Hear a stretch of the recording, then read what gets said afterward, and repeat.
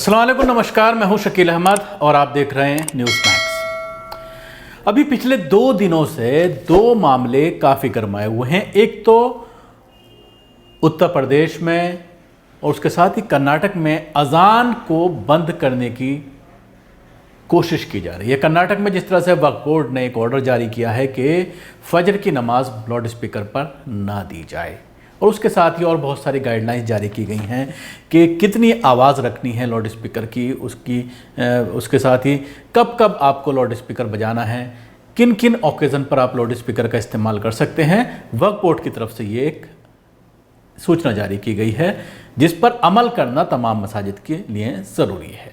दूसरा मामला है, एक वीसी हैं उत्तर प्रदेश में इलाहाबाद यूनिवर्सिटी की, उन्होंने ये कहा है कि उन्हें अजान से डिस्टरबेंस होता है, जिस तरह से सोनू निगम ने कहा था।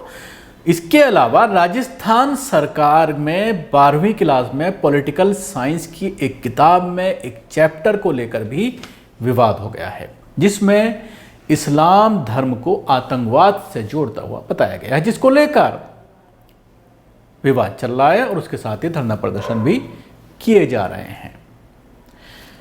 तफसील से इस पूरे मामले पर बात करूंगा, लेकिन उससे पहले आपसे मैं गुजारिश करना चाहूँगा कि आपने अगर हमारे चैनल को अभी तक सब्सक्राइब नहीं किया है और अगर आप अभी फेसबुक पर देख रहे हैं तो हमारे यूट्यूब चैनल को सब्सक्राइब करें, उसके साथ ही बेल आइकन भी दबाएं। और जो लोग सब्सक्राइब कर चुके हैं लेकिन बेल आइकन नहीं दबाए हैं तो उन तक मैसेज नहीं पहुँच रहा होगा, वो बेल आइकन दबाएँ और उसके साथ ही इस काम को जारी रखने के लिए हमारी फाइनेंशियली मदद भी करें। तो बढ़ते हैं दोनों खबर की तरफ।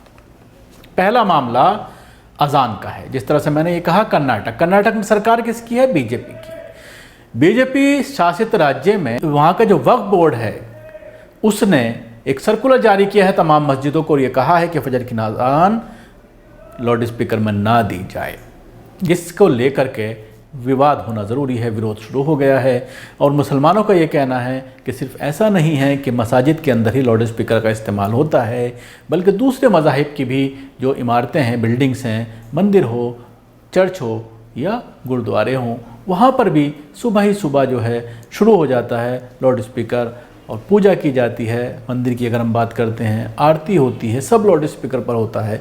तो सिर्फ आखिर मस्जिदों को ही निशाना क्यों बनाया जा रहा है? इसके साथ ही जिस तरह से यूनिवर्सिटी की जो चांसलर हैं, वाइस चांसलर हैं, उन्होंने ये कहा इलाहाबाद यूनिवर्सिटी की कि उनको अजान से डिस्टर्बेंस होता है, और उसके बाद देखने में ये आया कि उनके घर के पास जो मस्जिद है उस मस्जिद के स्पीकर का रुख बदल दिया गया है। इस तस्वीर में आप देख सकते हैं। उत्तर प्रदेश में डीएम को उन्होंने कंप्लेंट की थी, बाकायदा एक लेटर लिखा था डीएम को, और ये कहा था कि इस पर एक्शन लिया जाए, उन्हें दिक्कत होती है, जिस तरह से सोनू निगम ने कहा था। लेकिन आपको याद होगा कि पिछले साल सोनू निगम जब दुबई में फंस गए थे लॉकडाउन के दौरान, तो उस वक्त उनका खूब मजाक उड़ाया गया सोशल मीडिया पर, और लोग उनसे अब ये पूछ रहे थे कि अब आपको कोई डिस्टर्ब नहीं हो रहा।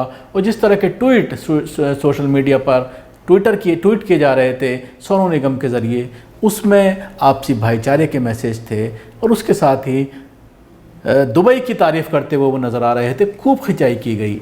ऐसा ही ये मामला सामने आया है। लोग इस मामले को लेकर भी पूरी तरह से एतराज़ कर रहे हैं, और उत्तर प्रदेश सरकार में आप समझ सकते हैं कि किस तरह की कार्रवाई है। तुरंत कार्रवाई हुई और उसके बाद इस पूरे मामले को लेकर डीएम ने ऑर्डर दिया और कार्रवाई की गई। इसके साथ ही दूसरा मामला राजस्थान का है। राजस्थान में जो पॉलिटिकल साइंस की 12th क्लास की जो बुक है, उसमें जो वहाँ का बोर्ड है, board of secondary education Rajasthan Ajmer, उसका जो पब्लिशर है संजीव प्रकाशन है, उसको लेकर के लोगों ने विरोध करना शुरू कर दिया है, क्योंकि इस किताब के अंदर इस्लामिक आतंकवाद से जोड़ करके एक चैप्टर है, एक सवाल है, और उसमें जो ऑप्शन दिए गए हैं उसको लेकर मुस्लिम धर्मगुरुओं और मुसलमानों में बेचैनी है कि इस्लाम से आतंकवाद का कोई ताल्लुक़ नहीं है, और जिस तरह से इस्लाम को बदनाम करने के लिए उसको आतंकवाद से जोड़ा जाता है, तो ये सरासर गलत है। और राजस्थान में जिस तरह से कांग्रेस की सरकार है, अशोक गहलोत वहाँ के वज़ीर आला हैं, और ये बोर्ड जो है वो राजस्थान सरकार के अंडर में आता है।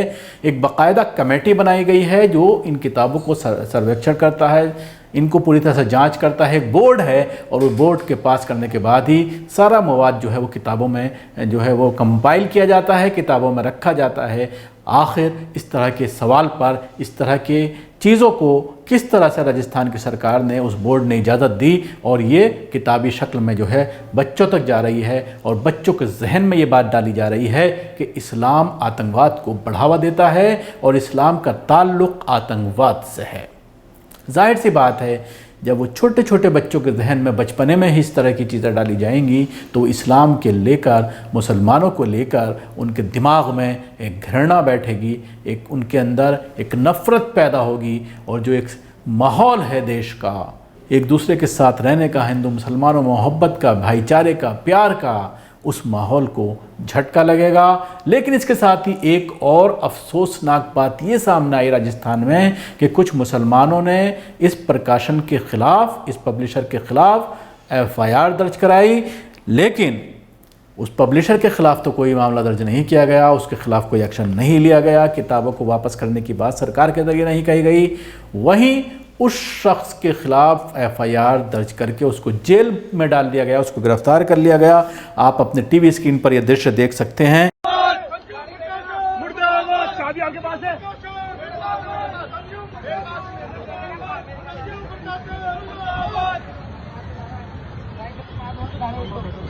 ऐसा मुस्लिम परिषद के यूनिट चौकीदार को थाना कोतवाली ले जाते हुए, हाँ चलो चलो, वो टेंशन ना, जिंदाबाद जिंदाबाद। यूनुस चौकीदार नाम का ये व्यक्ति है जिसने एफआईआर दर्ज कराई थी इस प्रकाशन के ख़िलाफ़, इस पब्लिशर के ख़िलाफ़, संजीव प्रकाशन के, और उसको गिरफ्तार करके पुलिस लेकर के जा रही है, हवालात में डाल दिया गया और उसके ख़िलाफ़ कानूनी कार्रवाई की जा रही है। जहाँ सब कार्रवाई होनी चाहिए थी वहाँ कार्रवाई नहीं हो रही और जहाँ नहीं होनी चाहिए थी वहाँ कार्रवाई की जा रही है, जिससे आप अंदाज़ा लगा सकते हैं कि बीजेपी से पीछे नहीं है कांग्रेस मुसलमानों से नफ़रत करने में, या जिस तरह से अब माहौल बनाया जा रहा है उसमें बीजेपी और कांग्रेस में ये एक होड़ लगी हुई है कि कौन बड़ा हिंदू है। शुक्रिया। आपको हमारे प्रोग्राम कैसा लगा ज़रूर बताएं। हमारे यूट्यूब चैनल को सब्सक्राइब करना ना भूलें, इसके साथ ही बेल आइकन ज़रूर दबाएं। धन्यवाद। सभी अहम खबरों के लिए न्यूज़ MX को सब्सक्राइब करें, साथ ही बेल आइकॉन को जरूर दबाएं। लाइक, शेयर, कमेंट करना ना भूलें।